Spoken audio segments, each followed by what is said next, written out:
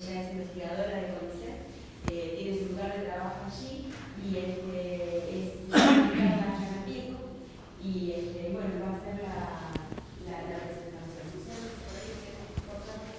Yo te voy a dar que termina de presentar y por darle el tipo de trabajo. Buenos días a todos, mi nombre es Alejandra y como dijo García, trabajo en el Instituto de Genética de Mita de Castelar, Buenos Aires.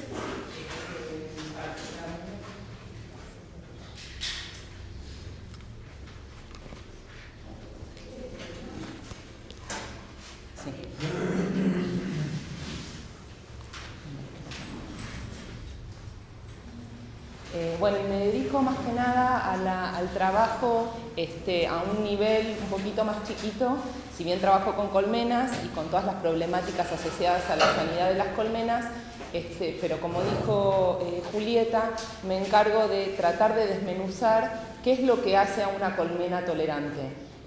Julieta nos comentó que ellas cuentan con materiales que son tolerantes a Varroa y nosotros tratamos de entender cuáles son los genes involucrados en la tolerancia o qué factores están involucrados a nivel molecular en la tolerancia a Varroa o a otros patógenos. Bueno, y por eso el título de la charla es Genética molecular, una herramienta cada vez más presente en la apicultura. Les pido que por favor me paren porque es un tema que quizás no todos manejamos, hay algunos tecnicismos, yo voy a tratar de evitar usar palabras difíciles, pero necesariamente voy a tener que usar algunas, así que si necesitan entender en profundidad alguna otra cuestión, me paran, me avisan y yo les cuento. Bueno, para situarnos un poco en esta charla, me parecía importante entender que hace más de 10.000 años el hombre ha venido desarrollando actividades relacionadas con la domesticación y producción animal y a lo largo de esa evolución del hombre con esas especies animales ha logrado obtener una gran cantidad de razas y de especies y de atributos particulares a nivel productivo para esas especies que fue domesticando y seleccionando. Ahora, con la entrada del siglo XX ha habido un desarrollo abismal de técnicas que hasta ese momento no teníamos disponibles, que son técnicas que se desarrollan en el ámbito del laboratorio y que han permitido optimizar prácticas que ya venían haciendo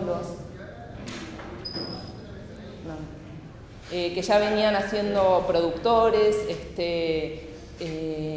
y que han mejorado o han permitido hacer el diagnóstico de enfermedades y zoonosis. Como dice allí, han optimizado las metodologías de selección asistida y mejoramiento genético, nos han permitido entender y estudiar la diversidad genética de esas especies con las que trabajamos para poder conservarlas y protegerlas. Y también han permitido el desarrollo de tecnologías aplicadas específicamente a la producción animal. Las técnicas moleculares son aquellas que se dan en un nivel que está bastante ajeno a nosotros, porque siempre ocurren, son invisibles a los ojos humanos. Y por eso quería mostrarles en qué nivel nos vamos a situar en esta charla, partiendo de más o menos lo que escuchamos en el cole. Estamos organizados, o la materia está organizada a nivel atómico, los átomos, después los átomos se mezclan y forman las moléculas, como está señalado ahí. Las moléculas se juntan y arman las células, y las células también se agrupan para formar tejidos, sistemas, etcétera, hasta formar los individuos, las poblaciones, etcétera. Nosotros en particular, como les dije, nos vamos a situar en el nivel molecular, ¿sí? Que es este. Y ven ahí una foto de una molécula, la de abajo, que es, seguramente todas las escuchamos, que es el ADN, es la molécula encargada de tener toda la información genética de cualquier individuo, desde una bacteria, un animal, una planta, cualquier ser vivo tiene información en sus células y en particular en el núcleo de las células, que está señalado ahí. En el núcleo de esas células todos los organismos vivos tenemos este material que nos permite, que contiene toda la información para hacer un individuo, desde una célula hasta un organismo completo. Hay algunos individuos en particular o algunas especies que en lugar de tener la molécula de ADN tienen otro tipo que se llama ARN, como los virus, y lo vamos a ver más adelante, ¿sí? Pero el ADN lo van a escuchar mucho a lo largo de esta charla. Bueno, y para entender un poco qué son las técnicas moleculares, que suenan así medio raras, quise traer una especie de analogía entre el ámbito del laboratorio y el ámbito de la cocina. No sé si ven ahí, hay dos personajes que parecen bastante diferentes, pero los dos tienen guardapolvo blanco, los dos agarran muchas cosas en la mano, mezclan cosas y obtienen productos, ¿sí? Entonces, las técnicas moleculares o lo que se hace en un laboratorio es bastante parecido a lo que se hace en una cocina. Se siguen recetas, se mezclan ingredientes, etc. Y a grandes rasgos, ambas, y en particular las técnicas moleculares, están basadas en el análisis de diferencias entre esas moléculas que yo les dije, en particular ADN o ARN. Parten de muestras que pueden ser tejidos en particulares, en el caso de las abejas pueden ser un intestino, por ejemplo, para el diagnóstico de nosema, o pueden ser individuos completos, ¿sí? Esa va a ser nuestra materia prima. Esa muestra se procesa de alguna manera, se procesan agregando distintos ingredientes o lo que nosotros llamamos reactivos para poder lograr esas reacciones químicas que nos van a generar un producto, ¿sí? En la cocina va a ser una comida y en el laboratorio va a ser ya vamos a ver, secuencias, información y todo eso.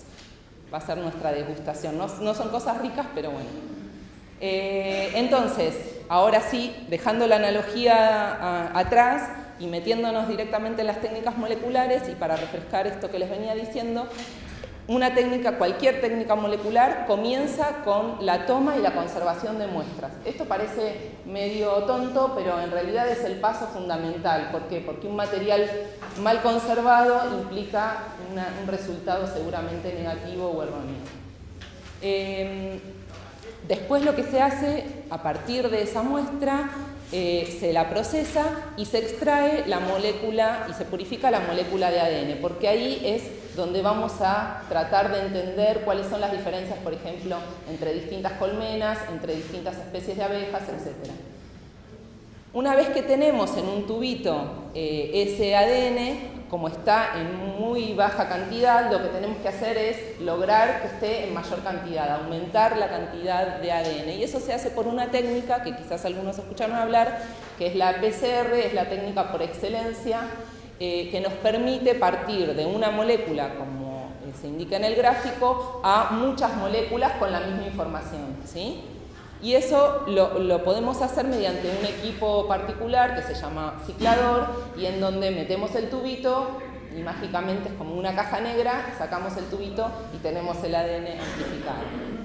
Y por último está el paso también, uno de los pasos más lindos porque es la obtención de los resultados después de todo ese procesamiento que tiene que en general lo obtenemos en forma de esa especie de foto blanco y negro, que es un gel. Un gel es como si fuera una gelatina en donde uno visualiza el resultado de esa amplificación, en donde yo voy a hablar de bandas, son esas liñitas blancas, ahí significa que hay algo, y en particular es lo que estamos buscando, ¿sí? Ese es ADN amplificado. Y si nos vamos metiendo más todavía, quizás no queremos detectar si hay o si no hay, como en el caso de la detección de un patógeno, sino queremos saber si hay variación entre un material y otro, y vamos a obtener esas secuencias. Las secuencias son justamente la información contenida en el ADN como letras del abecedario, son 4 letras, y el ordenamiento de esas letras en una secuencia es lo que nos da la información y la distinción entre, por ejemplo, una abeja africanizada y una abeja europea, por ejemplo, ¿sí? Bueno, entonces, en particular las técnicas moleculares en la apicultura se han usado desde hace bastante tiempo con el advenimiento del boom de la biología molecular y han permitido identificar especies de abejas, subespecies. han permitido también caracterizar la diversidad genética de poblaciones que queremos conservar y han también permitido el estudio de parentescos y la genética de reinas. Un ejemplo que les traje es una especie de gráfico en la que se ve cuáles son las relaciones de parentesco entre distintas especies de Apis, en el género Apis, Florea, bueno, Apis florea, Mellifera, Serana, cuáles son los vínculos filogenéticos, se dice, entre todas las subespecies. Eso se logró mediante el estudio de la diversidad del ADN. Y en particular dentro de Apis mellifera se pudo detectar que hay varios linajes de abejas, algunas son europeas, otras son africanizadas y se catalogan con algunas letras. Y vamos a hablar de haplotipos. El haplotipo M, el C, el A o el O son los distintos linajes de abejas que tenemos en el mundo, de abejas melíferas. Bueno, pero en particular yo les vine a hablar acerca de la importancia del uso de herramientas moleculares en la detección de patógenos. Bueno, y los patógenos en los que nos vamos a centrar son tres, en particular los que más tienen impacto actualmente en la apicultura, que son varroa, como les comentó Julieta, nosema, que es también un parásito microscópico, y los virus, en particular el virus de las alas deformadas, el virus de las celdas reales negras, son dos virus que tienen mucho impacto en la sanidad de las colmenas, bueno, en el mundo, en el caso del virus de las alas deformadas, y también de las celdas reales negras también en Argentina.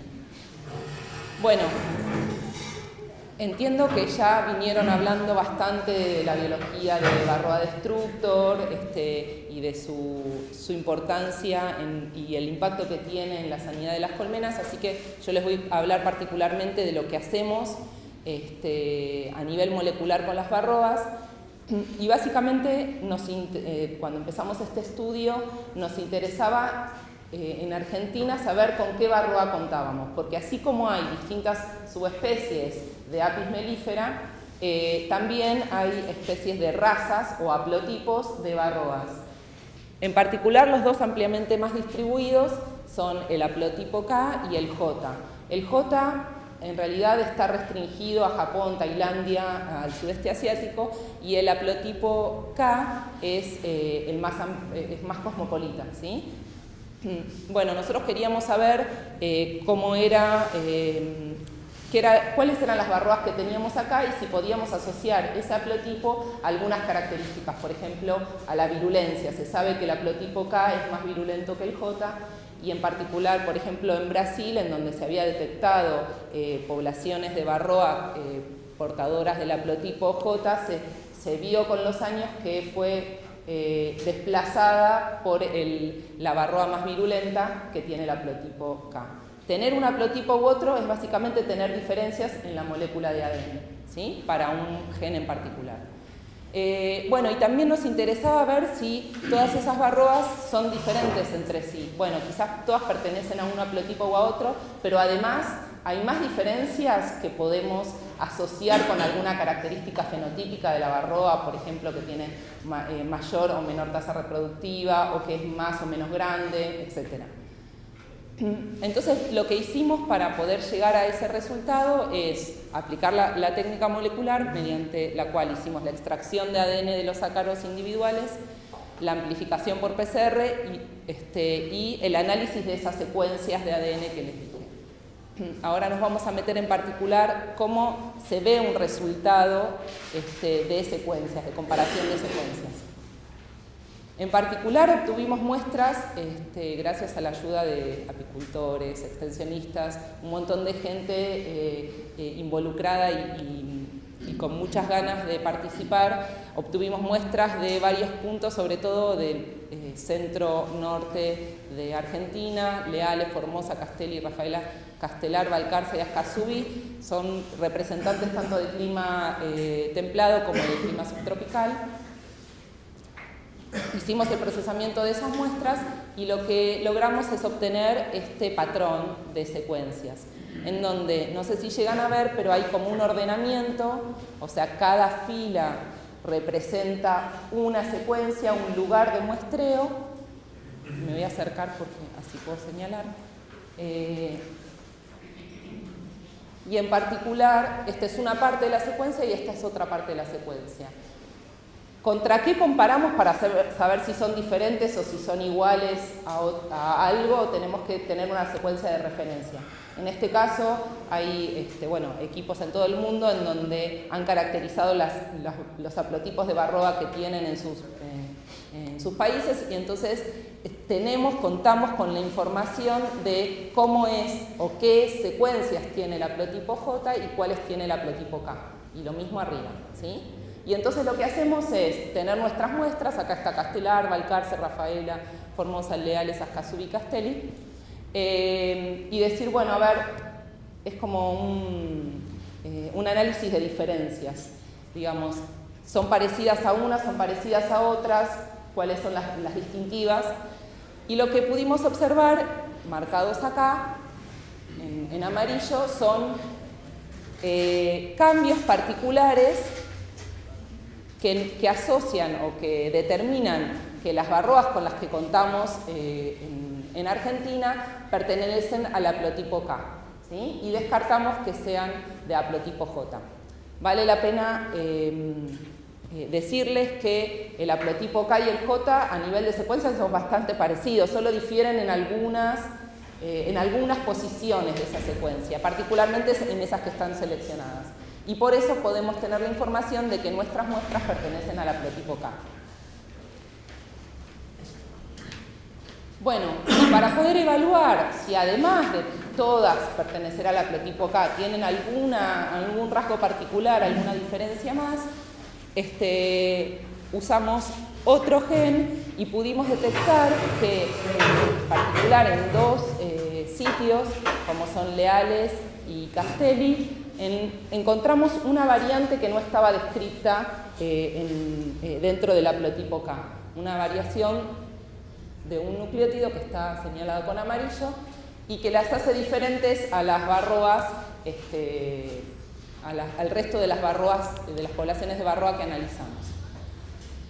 Entonces, para cerrar esta parte, nuestros resultados indican que el haplotipo K es cosmopolita en Argentina, o sea, tiene una frecuencia casi del 100%, y que además pudimos identificar un subhaplotipo dentro de ese K que nos da la pauta como para seguir profundizando qué característica fenotípica pueden tener o puede asociarse con ese cambio a nivel genético en las Varroas.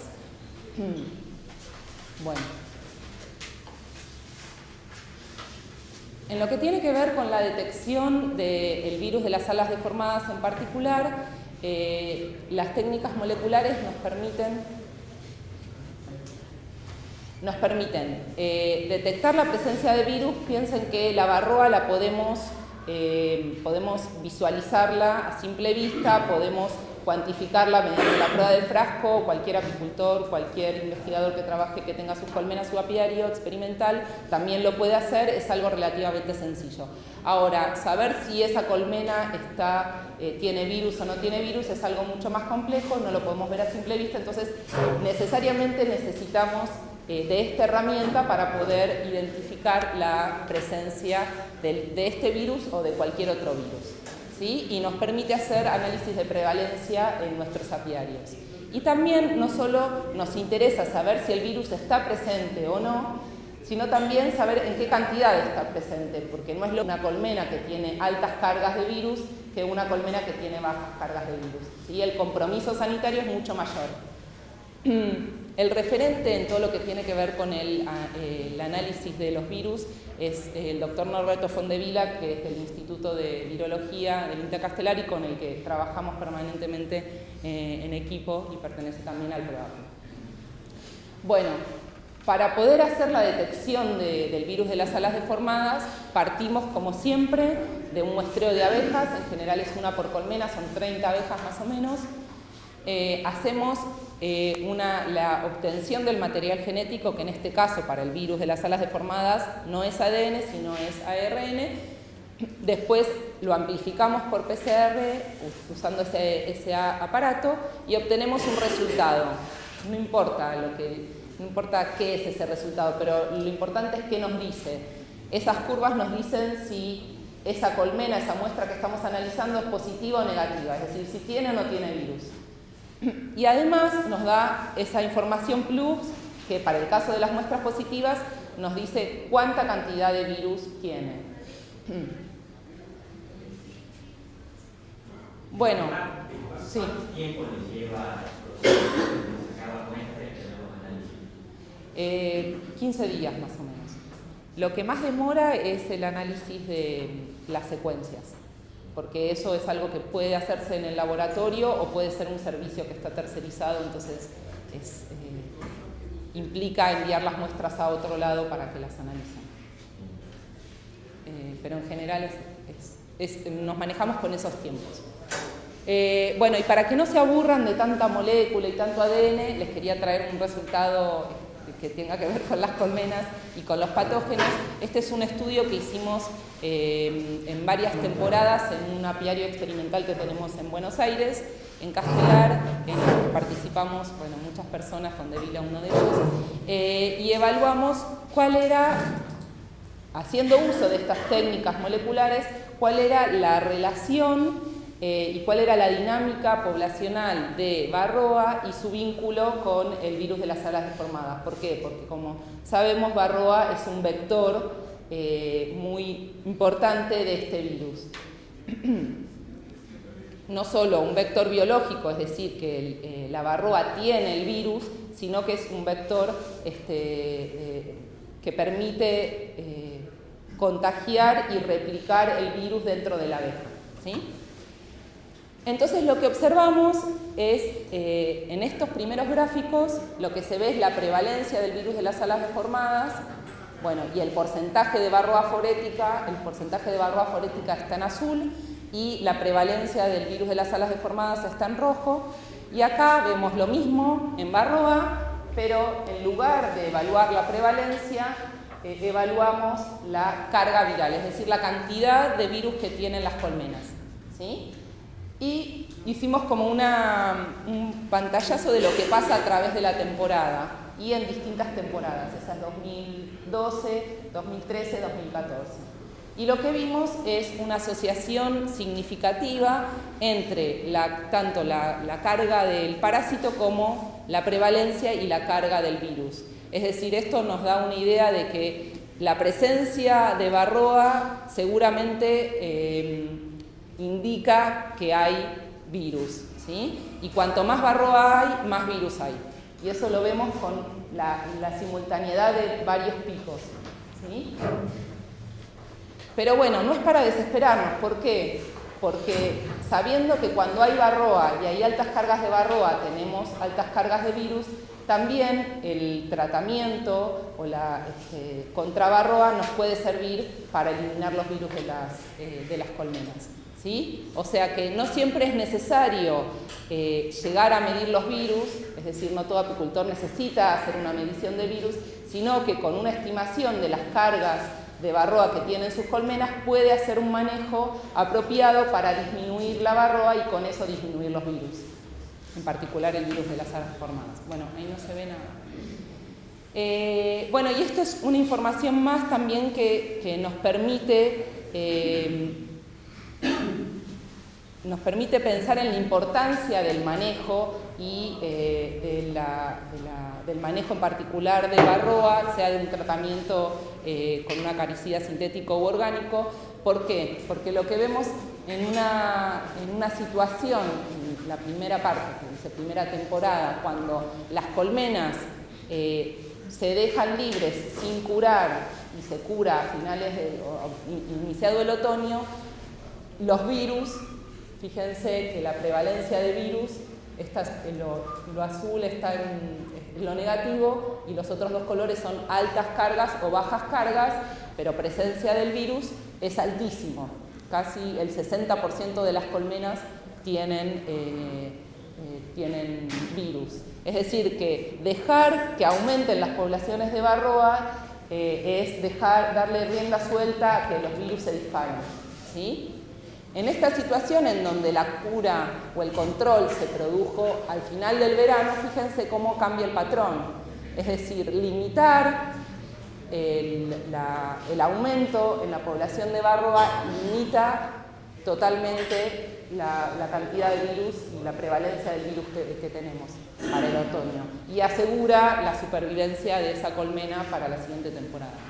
Una pregunta. Sí. En realidad, si hace determinado tipo de Varroa también tenemos eso nos va a permitir a nosotros, la misma modo que tenemos resistencia a químicos, nos va a permitir, digamos, que podamos tener un permiso más, digamos, para poder bajar con la infestación, porque creo que también son las 6 estaciones en los apiarios, y por resistencia química, por manejo de herbicidas. Bueno, a ver, voy a tratar de contestarte. La información del haplotipo de Varroa y de la posibilidad de que ese haplotipo además sea diferente a otros, nos permite tener información para hacer una asociación de esas diferencias que se ven a nivel genético con la virulencia o con la resistencia incluso a insecticidas, ¿sí? A acaricidas. Entonces, desde ese punto de vista es información básica que nos sirve, que es una herramienta más, pero no nos soluciona ese tema. ¿Se entiende? Digamos, el haplotipo te da las características respecto de la especificidad de la interacción con la abeja. Puede ser. Digamos, cualquiera de los dos haplotipos pueden desarrollar mecanismos de resistencia. Exactamente. O sea, independientemente del haplotipo que se trate, los mecanismos de resistencia tienen que ver con la presión de selección sobre ese individuo, que es independiente de si es un haplotipo u otro. Exacto. O sea, tiene que ver, el tema del haplotipo tiene que ver con esa relación estrecha que hay hospedero-parásito. Exacto. En efecto, no serviría tratar de seleccionar un haplotipo de Varroa para tener colmenas que tengan Varroas menos virulentas, porque en efecto lo que se vio en la naturaleza es que el haplotipo o las Varroas con haplotipo menos virulento fueron desapareciendo y le fueron ganando en esa pulseada, digamos, dentro de la misma especie, un haplotipo superó al otro, porque esto es una cuestión de evolución, digamos, todos los organismos tratan de adaptarse mejor a su ambiente y para Varroa su ambiente son las colmenas. Cuanto más potencial de adaptación a esa colmena tengan, más virulento es, mejor va a ser para esa especie, en este caso particular de Varroa. Bueno, y el tercer patógeno con el que nos vamos a meter es Nosema.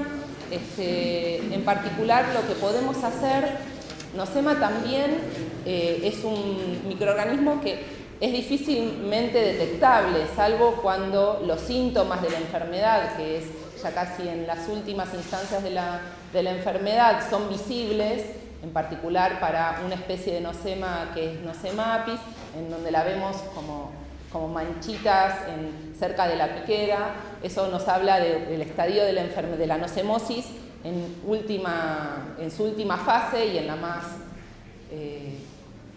más grave. La idea de poder contar con estas técnicas moleculares es detectar a tiempo la nosema cuando todavía es asintomática, ¿sí? Y en la mayoría de las veces es asintomática. Entonces podemos saber si está presente la nosema y podemos tomar algún recaudo, alguna medida que nos permita limitar ese crecimiento de este parásito. Entonces, mediante las técnicas moleculares podemos hacer el diagnóstico de la presencia de nosemas en nuestras colmenas, saber cuál nosema tenemos. Acá, como nos pasa con los haplotipos de Varroa, también tenemos dos especies de nosema, que hasta hace un tiempo se pensaba que eran la misma, pero ahora sabemos que son Nosema apis y Nosema ceranae. También difieren en su virulencia. En general, Nosema ceranae causa mayores problemas sanitarios y mayor compromiso sanitario de la colmena. Nosema apis es un poco menos virulenta.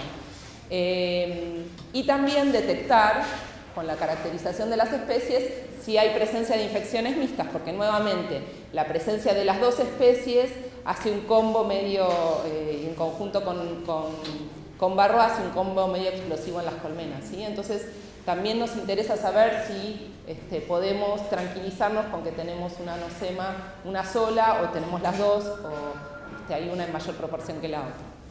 Una pregunta. Sí. De esas dos especies, sí. ¿están más o menos distribuidas por regiones? ¿Puede ser que los hay más de templado?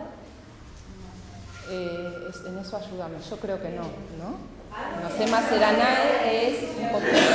A ver, lo que en realidad tampoco es que haya tanta información a nivel local o a nivel, digamos, de nuestras, digamos, en general, en general, lo que se habla es relacionado con lo que es el despoblamiento y con lo que es el despoblamiento de colmena y lo que ha pasado en Europa, es que se le adjudica a la presencia, a los Anosema seranae, el desarrollado en España. España con un clima mucho más cálido de lo que es la zona central o norte de Europa. Entonces, ahí, digamos, y en relación hacia el Anosema seranae, lo que se plantea es que en la zona norte de Europa, con climas fríos, hay presencia de Apis sola, y que a medida que se baja, digamos, hacia la zona más cálida, hay coinfestación, y que en España se le adjudica el problema del desarrollado a los demás. Pero eso, digamos, tiene que ver también con la forma en que los distintos grupos de investigación encaran las investigaciones y la problemática. Si sabemos que el desarrollado no tiene una causa única, sino que es multifactorial. Entonces, bueno, ahí donde en cada lugar se le adjudica un peso relativo superior a uno u otro.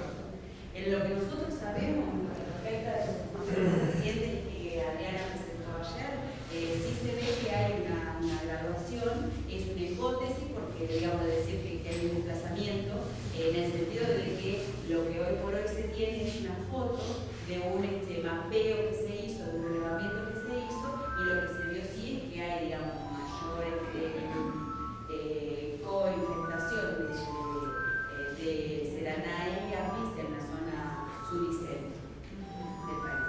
Pero bueno, eso no es concluyente, y además también hay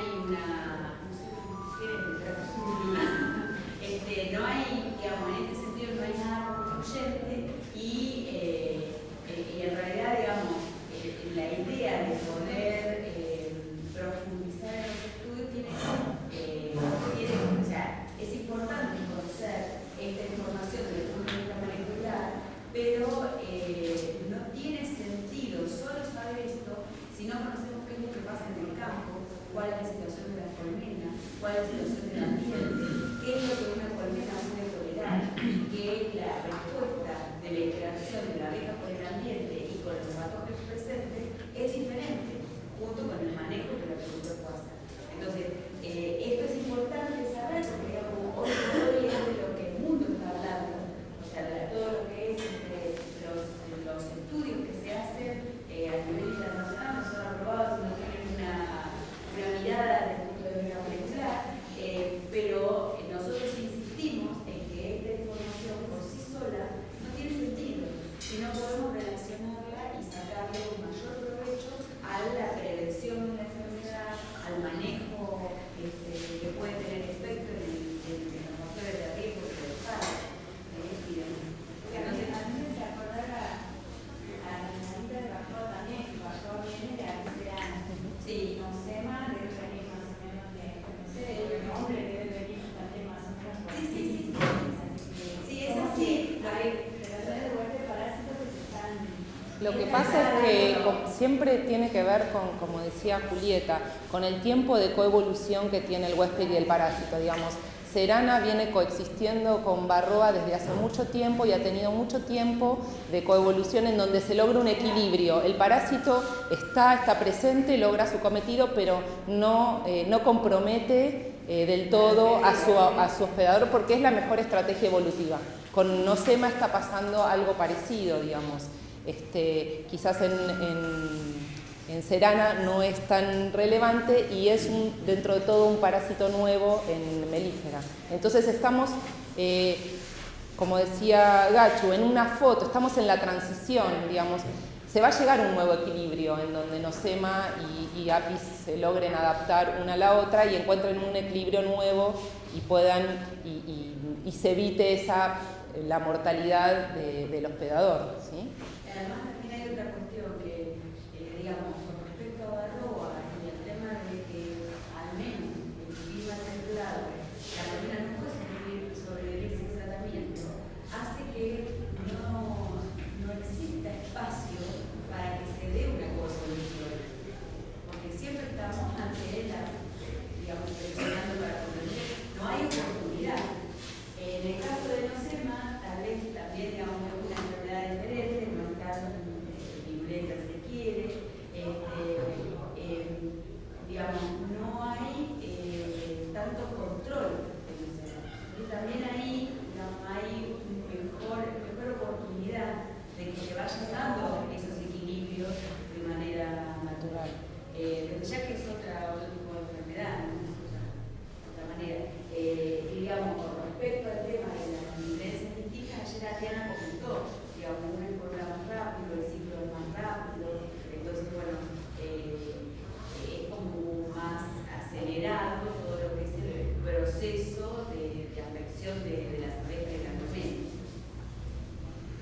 Sí. Y Nosema Serana en conjunto con Varroa, como decíamos, es una de las hipótesis más fuertes que explican el síndrome de desaparición de colmenas que ocurre en Estados Unidos y en Europa, ¿sí? Esa interacción de patógenos. Bueno, entonces, ¿cómo llegamos a poder evaluar la prevalencia y la carga parasitaria? Partimos nuevamente de un muestreo. Este es un muestreo en particular porque no es del interior de la colmena, sino que se sacan las abejas desde la piquera, ¿sí? Son abejas precoriadoras porque la enfermedad en general se ocurre en abejas que tienen más de 15 días. Bueno, a partir de este muestreo hacemos el procesamiento de la muestra, se separan los abdómenes, se machaca, se genera como un líquido abdominal de ese pool de abejas y hacemos, por un lado, tomamos una muestra de ese homogenato para mirarlo al microscopio y detectar la presencia de las esporas de Nosema y para contabilizarlas. Eso se hace todo con el uso de un microscopio. Y lo que no se ve nada, pero lo que nos permite obtener es justamente los valores de prevalencia y carga, una estimación de la carga parasitaria en número de esporas por abeja. Y para identificar las especies, partimos de la misma muestra, hacemos el mismo procesamiento, pero a partir de ese procesamiento, nuevamente lo que hacemos es hacer la extracción de ADN para poder ahora no quedarnos con el material genético de la abeja, sino quedarnos con el material genético de esta microsporidio, que es la Nosema, y finalmente obtener los resultados. Acá sí, en general vamos a obtener las fotos de presencia o ausencia, ¿sí? Y vamos a poder identificar si está presente una especie, la otra o las dos. No se ve nada. Bueno, este es un gráfico que muestra, no se ve nada, pero que muestra los resultados de ese recuento que uno hace con el microscopio y puede ir haciendo las evaluaciones de cuáles son las cargas, en particular para cada una de las colmenas, y hacer como unas categorías que indican una alta parasitación, una carga grande de esporas, un negativo, o sea, ausencia de esporas o cargas intermedias, ¿sí? Y eso lo podemos estudiar a través del tiempo. En particular, como la nocemosis es una enfermedad estacional, se da particularmente en primavera y verano. Las colmenas tienen altas cargas en esas estaciones. Bueno, y en lo que tiene que ver con la identificación de especies, como les dije, obtenemos estas fotitos que nos permiten identificar con qué especie está parasitada cada colmena. Si vemos acá, cada una de estas columnas es una colmena, desde la 9 hasta la 23 son distintas colmenas, y lo que vemos es que esta banda nos da como resultado que la nosema que está presente es Seranae, mientras que esta banda, que nosotros le decimos más chiquita o que se ve más abajo en la foto, habla de la presencia de Nosema apis. Perdón, lo dije al revés. Sí. Bueno, entonces podemos identificar en esta colmena, por ejemplo, la presencia única de Nosema seranae, en esta únicamente la presencia de Nosema apis, y en estas tres la presencia de las dos especies, ¿sí? Tenemos doble resultado positivo, ¿sí? Un resultado negativo es este que se muestra acá. Entonces con eso podemos tener nuestro resultado final, que es cómo es la prevalencia en nuestro apiario, qué especies tenemos y cuál es el porcentaje de coinfestación o cuál especie se presenta en mayor frecuencia. Esos son datos para el apiario que comenté, que es un apiario experimental que tenemos en Buenos Aires, en Castelar, en donde obtuvimos un 60% de coinfestación, un 30% de Nosema seranae y un 10% de las colmenas infectadas únicamente con Nosema apis. Bueno, entonces, para concluir todo este choclazo de información que estuvimos viendo, creo que lo importante con lo que se vayan es que entendamos las técnicas moleculares como un complemento a todo el resto de las cosas que podemos hacer por la sanidad de las colmenas.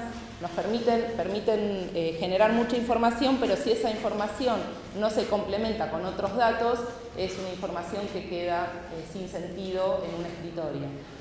Entonces, resumiendo, las técnicas, como dije, son un complemento en los programas de mejoramiento genético, nos pueden dar información y pueden ser herramientas útiles. Constituyen también herramientas importantes para el monitoreo de la sanidad de las colmenas, para detectar múltiples parásitos y para entender la dinámica de esos parásitos en conjunto.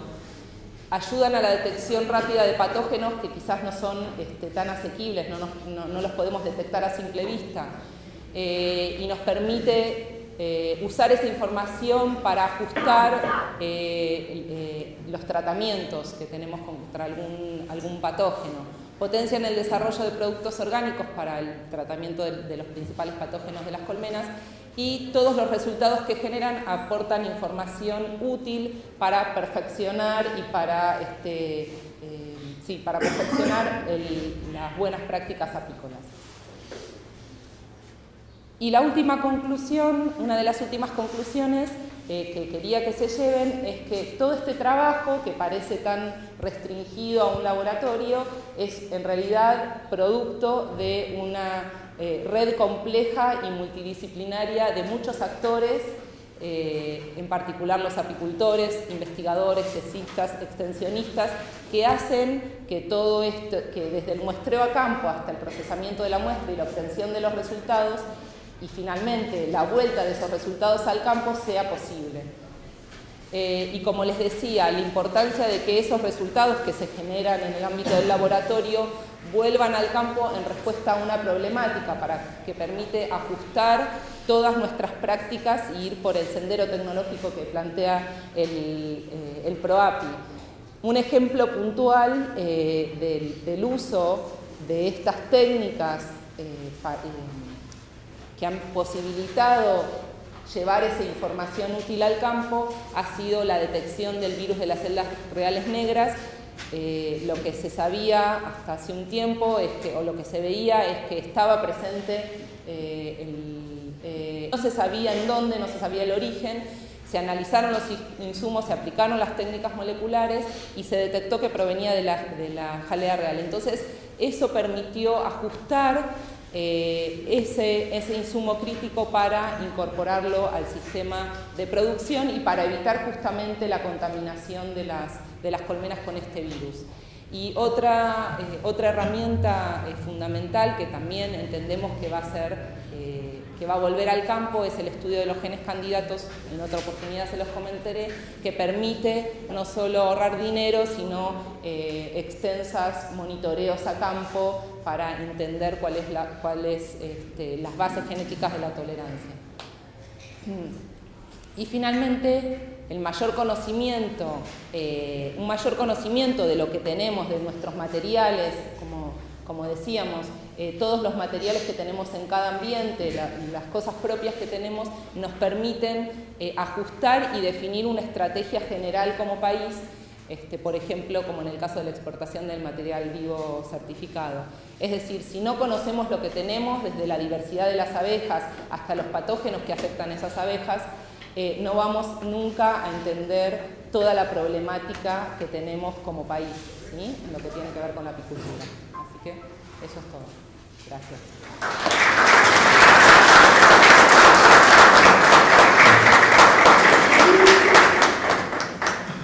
¿Alguna pregunta? Sí. Tengo dos preguntas. Sí. En el caso de para ver los dos tipos de enocemas, hay que ocupar primer específicos para cada uno. Y ahí compara. Sí, si tengo información que te puedo. Sí, hay muchos trabajos en donde ya esto se hace habitualmente como de rutina. Como son dos especies distintas, los primers para amplificar cada una de las especies son diferentes y entonces se puede selectivamente amplificar una o la otra. En el caso particularmente para la detección de las especies de enocemas se hace una PCR con los dos pares de primers y sí, sobre la misma muestra. Entonces de esa manera te permite identificar si tenés las dos o tenés una sola. Pero sí son pares de primers diferentes. Y lo otro, por ejemplo, todavía coloca el tema de la selección. ¿Ustedes ocupan marcadores para hacer selección o lo tienen implementado? No, la idea es que estamos generando la información acerca de posibles marcadores de tolerancia, marcadores genéticos, sean genes, sean nucleótidos particulares que nos permitan hacer esa asociación, que estén asociados justamente con la tolerancia fenotípica. Estamos trabajando en ese sentido, sí. Tenemos un posible marcador que es estable en materiales de alto comportamiento higiénico de Balcarce y en los materiales tolerantes que tienen en Rafaela, y eso podría ser un camino para avanzar en ese sentido. Sí. ¿Y los genes candidatos? Ese es uno de los... Hay una exposición oral mañana sobre genes candidatos. Así que ahí vamos a hablar de eso. Sí. No. Bueno, ¿otra pregunta? Sí.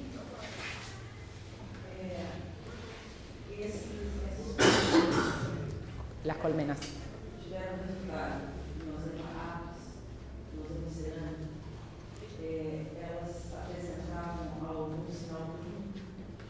No, ningún signo clínico, no.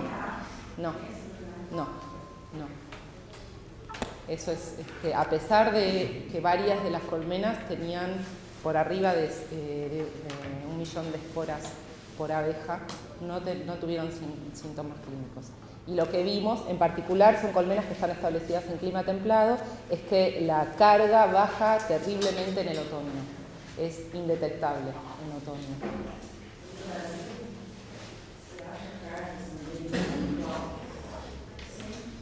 Sin síntomas. Y a veces tem trabalhos sobre eles e uma semana a carga estava lá em cima, na outra estava lá embaixo, então não se entende, não tem uma lógica isso. Claro, no es algo lógico. Aí eu estou perguntando porque tem técnicos no Brasil, fora do Brasil, eu leio trabalhos que querem afirmar sintomas para uma colmeia com ozema e querem dizer que você vai encontrar esse sinal clínico, esse sinal clínico, e eu não vejo sinais clínicos. Não. Exactamente, yo creo que en el estudio de Adriana tampoco se detectaron síntomas clínicos. Lo que suele suceder es que dependiendo un poco de cuál es la condición de la colmena, una colmena, buena nutrición y buena votación, puede sobrellevar cargas altas de nocebo. Y que después se regulen. Cuando las condiciones ambientales cambian, también se autorregulan.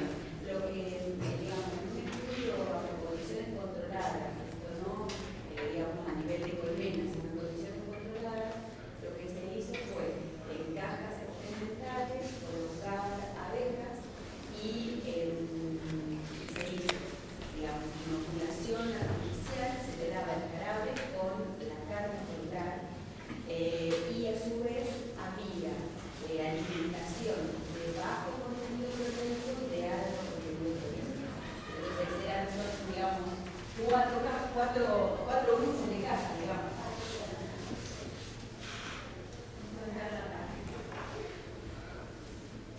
O sea, se hicieron 4 grupos de caja, 4 grupos digamos, de experiencia, ¿no? Una con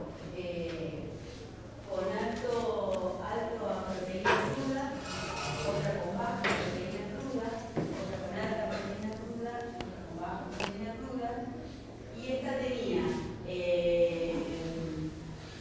con esporas de nocema,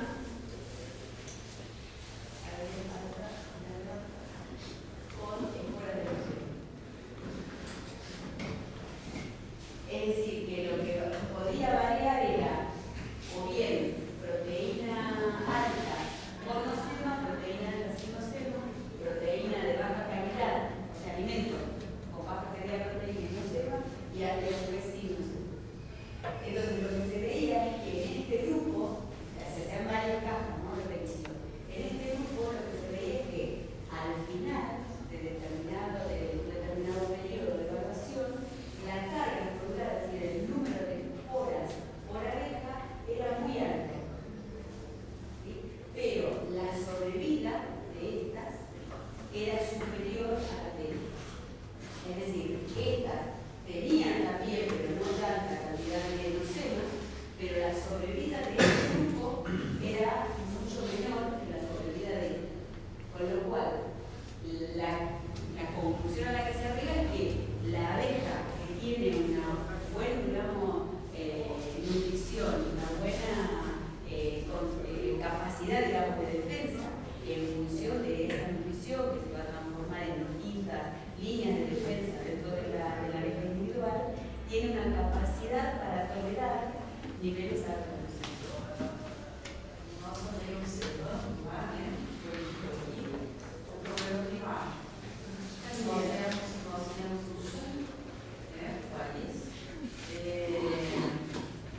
Mais problemas, porque chove mais.